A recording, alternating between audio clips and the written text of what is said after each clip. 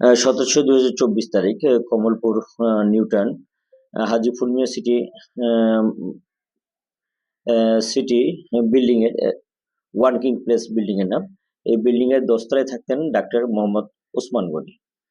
উনি সহকারী অধ্যাপক, ঢাকা মেডিকেল কলেজ হাসপাতাল, ঢাকা।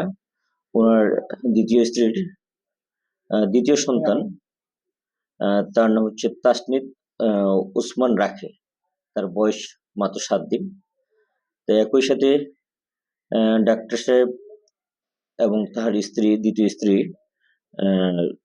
তৃষা আক্তার এবং তাহার তৃষা আক্তারের বান্ধবী সুমাইয়া আক্তার এবং কাজের মেয়ে সুমাইয়া আক্তার শিলা ও মিম আক্তার একই রুমে তারা শুয়ে পড়ে। রাত্রে অনুমান ঠিক 4:05 সময় ডাক্তার সাহেবের স্ত্রী তৃষা আক্তারের কান্না জোরে কণ্ঠিত বলে যে আমার সন্তান খুঁজে পাওয়া যাচ্ছে না। তখন তাকে খোঁজাখুঁজি করতে থাকে। এক পর্যায়ে কোনো তথ্য না পেয়ে তাদের মধ্যে একটা কাজের মেয়ে বেলকুনি দিয়ে দেখতে পাই যে তার বাড়ির পিছনে ফাঁকা জায়গায় পড়ে আছে। পরবর্তীতে পুলিশ সংবাদের প্রেক্ষিতে সেখানে ঘটনাস্থলে যায়। আমিও যাই সেখানে দেখা যায় যে বাচ্চাটা গুরুতর রক্তাক্ত অবস্থায় নিচে মৃত অবস্থায় পড়ে আছে। পরবর্তীতে বাচ্চাটাকে উদ্ধারপূর্বক সুরতহালের উপর প্রস্তুত করে তার ময়নাতদন্তের জন্য ফরেনসিক মেডিসিন হাসপাতাল মর্গে আমরা প্রেরণ করি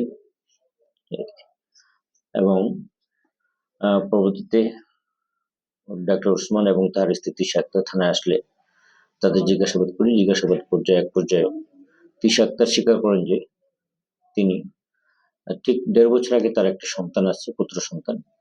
পরে আবারও তার একটি সন্তান জন্ম হয়, তার বয়স 7 দিন। সে নিজেকে